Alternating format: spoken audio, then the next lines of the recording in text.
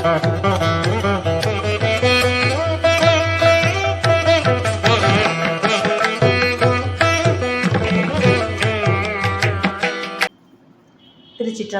தென்னாருடைய சிவனையை போற்றி, எந்நாட்டவர்க்கும் இறைவா போற்றி. அனைவருக்கும் வணக்கம். நாம் இன்னைக்கு பார்க்கக்கூடிய பதிவு என்னன்னு பார்த்தீங்கன்னா, மகர ராசிக்குண்டான செப்டம்பர் மாத பலன்களை பற்றி தான் பார்க்க போகிறோம். அதுக்கு முன்னாடி நம்மளுடைய சேனலை சப்ஸ்கிரைப் பண்ணிக்கோங்க. பெல் பட்டனில் ஆல் அப்படின்னு சொல்லக்கூடிய பட்டனையும் கிளிக் பண்ணிக்கோங்க. இப்போ மகர ராசியை பொறுத்த வரைக்கும் பார்த்துட்டிங்கன்னா, 7.5 சனி முடிவில் இருந்தாலும் கூட குரு பார்வை இருக்கும் பொழுது பிரச்சனை வந்தாலும் மருந்து சனி பகவான் கொடுப்பது யாராலும் தடுக்க முடியாது, நல்லதோ கெட்டதோ. குரு பார்வை இருக்கும்போது ஒரு பெரிய அடியாப்படுதா, ஒரு நல்ல மருத்துவர் கொடுப்பார், ஏதாவது ஒரு அந்த மருத்துவ செலவுக்கு ஒரு பணத்தை கொடுப்பார், அவ்வளோதானே தவிர மற்றபடி கொடுப்பதே அவர் கொடுப்பார், பின்னாடி அவர் ஒரு சந்தோஷத்தை கொடுப்பார், அவ்வளோதான். இப்போது அப்படி பார்க்கும் பொழுது இந்த மகர ராசிக்கு குரு பார்வை இருக்கும் பொழுது நீங்கள் எதை செய்தாலும் ஒரு நல்ல காரியம் இறை வழிபாடு மூலமாக செய்யும் பொழுது ஒரு ஜெயமான ஒரு வாழ்க்கை அப்படின்னு நிச்சயமாக கிடைக்கும். மகர ராசியை பொறுத்த வரைக்கும் பார்த்தீங்கன்னா, உங்களுடைய 4 மற்றும் 11ஆம் அதிபதினு சொல்லக்கூடிய செவ்வாய் 6ஆம் வீட்டில் போய் மறைகிறார். அப்போ 4 6இல் மறைந்தால் உடம்பு ஆரோக்கியத்தில் கொஞ்சம் கவனமாக இருங்க. புதியதாக வண்டி வாகன யோகங்கள் இப்போ எதுவும் வாங்க வேண்டாம். அதே போல் 4ஆம் இடம் அப்படிங்கிறது உங்களுடைய தாய் ஸ்தானத்தை சொல்கிறதுனால அவங்க 6ஆம் இடம்னு சொல்லக்கூடிய நோய் ஸ்தானத்தில் போய் இருக்கும் பொழுது கண்டிப்பாக தாய்க்கு ஏதாவது ஒரு நோய் நொடிகள் வர்றது, மருத்துவ செலவுகள் செய்ய வேண்டிய ஒரு சூழ்நிலைகள் இதெல்லாமே ஏற்படுத்தி கொடுக்கும். 4, 6 காம்பினேஷன் கொஞ்சம் மனசை தெளிவாக வச்சுக்கணும். நிறைய மனக்குழப்பங்கள் வரும். செவ்வாய் இங்கே இருக்கிற வரைக்கும் ஒரு சண்டையோ சச்சரவுகளோ மனக்குழப்பங்களையோ நிச்சயமாக ஏற்படுத்தி கொடுப்பார்.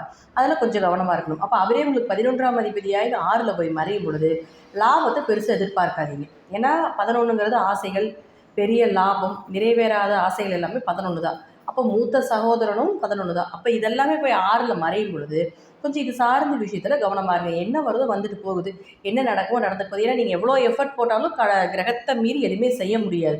ஒரு இறை வழிபாடு செய்யும் பொழுது ஒரு பாயிண்ட் 2 பாயிண்ட் எச்சா எடுத்து வைக்கலாமே தவிர கிரகங்கள் தன் கடமைகளை கண்டிப்பாக செய்தே தீரும் அப்படிங்கிறதுல மாற்றம் கிடையாது. அடுத்தது பாருங்கள், அவருடைய ராசிக்கு 5 மற்றும் 10ஆம் அதிபதினு சொல்லக்கூடிய சுக்கிரன் இங்கே 18ஆம் தேதி வரைக்கும் இருக்கார், நீசமாகிறார். பொதுவாக சுக்கிரன் நீசம், அது யார் உங்களுக்கு 5ஆம் அதிபதி. 5 யார் உங்கள் குடும்ப ஒற்றுமை, உங்களுடைய குழந்தைகள், உங்களுடைய அதிர்ஷ்டங்கள், உங்களுடைய குலதெய்வம், இதெல்லாமே 5ஆம் இடம் தான். அப்போ அந்த 5ஆம் இடத்த அதிபதி நீசமாகும் பொழுது குழந்தைகள் சார்ந்த விஷயத்தில் கொஞ்சம் கவனமாக இருங்க. குடும்பத்துக்குள்ளே தேவையில்லாத பிரச்சனைகள், வம்பு வழக்குகள், ஏன்னா 2ல் சனி உட்காந்துருக்காரு. உங்கள் ராசிக்கு 2ல் சனி இருக்கும்போது பேச்சான பிரச்சனைகள், அப்போ குடும்பத்தில் தேவையில்லாத பேச்சுக்கள் பேசி பிரச்சனைகள் வர்றது இதெல்லாமே ஏற்படுத்தி கொடுக்கும். அப்போது அடுத்தது பாருங்கள், அவரே உங்களுக்கு 10ஆம் அதிபதியாகிறதுனால தொழிலையும் கொஞ்சம் டல்லாக தான் இருக்கும். எது வரைக்கும் அப்படின்னா ஒரு 18ஆம் தேதி வரைக்கும். 18ஆம் தேதிக்கு மேலே இந்த சுக்கிரன் அப்படின்னு சொல்லக்கூடிய தன்னுடைய சொந்த வீடாக இருக்கக்கூடிய துலா வீட்டில் ஆட்சி பலம் பெற்று மூல திரிகோணம் பெறும் பொழுது நிச்சயமாக தொழில் தடை ஆகலும். அதற்கப்புறம் கொஞ்சம் தொழில் டெவலப்மெண்ட் ஆகும், தொழிலில் கொஞ்சம் லாபங்கள் கிடைக்கும், இதெல்லாமே நிச்சயமாக உண்டு. ஏன்னா அதற்கப்புறம் பார்த்துட்டிங்கன்னா இந்த செவ்வாயும் சுக்கிரனும் திரிகோணமாக வரும் பொழுது ஓரளவுக்கு லாபத்தை ஏற்படுத்தி கொடுப்பார்.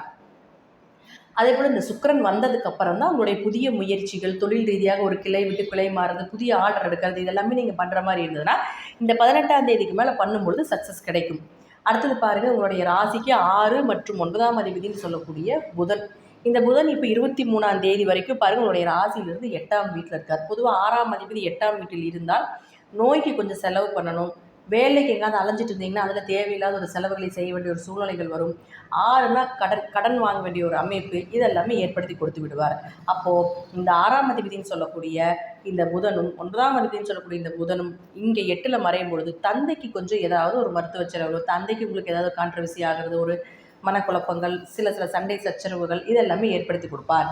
அதே போல் 9ஆம் இடங்கிறது உயர்கல்வி சொல்கிறதுனால உயர்கல்வி கொஞ்சம் தடை தாமதத்துக்கப்புறம் நடக்கும், அல்ல அது சார்ந்த விஷயங்கள் உங்களுக்கு கொஞ்சம் தடைபட்டு போகலாம் அப்படிங்கிறதையும் ஏற்படுத்தி கொடுக்கும். அடுத்தது சூரியன். இந்த சூரியன் அப்படின்னு சொல்லக்கூடியவர் 16ஆம் தேதி வரைக்கும் இங்கே தான் இருக்கார். 8 கூடிய ஒரு 8ல் ஆயுள் பலம் தீர்க்கும், கண்டங்கள் கொஞ்சம் குறைவு, திடீர் அதிர்ஷ்டங்கள், திடீர் வருமானங்கள் இதெல்லாமே இந்த சூரியன் கொடுப்பார் 16ஆம் தேதிக்கு வரைக்கும். அடுத்து அந்த 16ஆம் தேதிக்கு மேலே 9ஆம் வீட்டில் போய் கேது கூட சேரும் பொழுது கொஞ்சம் இந்த மகர ராசிக்கு இந்த மாதம் பார்க்கும் பொழுது தாய் தந்தையினுடைய ஆரோக்கியத்தில் கொஞ்சம் கவனமாக இருங்க. கொஞ்சம் சொத்துவத்தில் கொஞ்சம் கவனமாக இருந்து செயல்படுத்த வேண்டும். இந்த மாதம் பெரிய அளவுக்கு உங்களுக்கு சக்ஸஸ் இல்லை அப்படிங்கிறத விட பாதிப்புகளை ஏற்படுத்தி கொள்ளாமல் இருப்பது என்பது ஒரு சிறப்பான விஷயமாகும். புதிய முயற்சிகள், தேவையில்லாத பிரச்சனைகள், வம்பு வழக்குகள் எதுவுமே வளர்க்காமல் இருங்க. இந்த மாதம் நமக்கு ஏன்னா எல்லாருக்குமே இது வரக்கூடியதை, எல்லா ராசிக்கும் வருஷத்தில் 3 மாதம் நல்லா இருக்காது. அப்போ உங்களுக்கு இந்த ஒரு இந்த மாதம் கொஞ்சம் சிறப்பாக இல்லாமல் இருக்குது அப்படிங்கிறத எடுத்துகிட்டு நீங்கள் கொஞ்சம் பார்த்து கவனமாக செய்யும் பொழுது பல வகையாக வரக்கூடிய பெரிய பெரிய லாஸ் எல்லாம் தவிர்த்து கொள்ளலாம் என்பது ஒரு முன்னெச்சரிக்கை பதிவாக எடுத்துக்கொள்ளுங்கள். நெகட்டிவாக சொல்கிறேன்னு எடுத்துக்க வேண்டாம். முன்னெச்சரிக்கையாக சொல்கிறேன், முன்னெச்சரிக்கையாக உங்களை வழி நடத்துகிறேன் அப்படிங்கிறத மட்டும் நீங்கள் எடுத்துக்கொள்ளணும். அப்போ சூரியன் இங்கே வரும்பொழுது சூரியன் கேது சேர்க்கை சேரும். அப்போ புதன் 9ஆம் அதிபதி 8ஆம் வீட்டில் மறைவார். இந்த சேர்க்கையெல்லாம் எப்படி இருக்குன்னு பார்த்துட்டிங்கன்னா முன்னோர்கள் சார்ந்த விஷயம், அதே போல் தாத்தா பாட்டி அப்பா இது சார்ந்த விஷயத்தில் கொஞ்சம் கவனமாக இருந்து செயல்படுத்த வேண்டும் அப்படிங்கிறது உண்மை அப்படிங்கிறது எடுத்துக்கலாம். தசாபுத்திப்படி நான் சொல்லக்கூடிய கருத்துக்கள் சிறிது மாறுபடலாம். நன்றி. மீண்டும் ஒரு நல்ல பதிவில் சந்திக்கலாம். திருச்சிற்றம்பலம், தில்லையம்பலம், ஸ்ரீ நரசிம்ம திருவிகி சரணம்.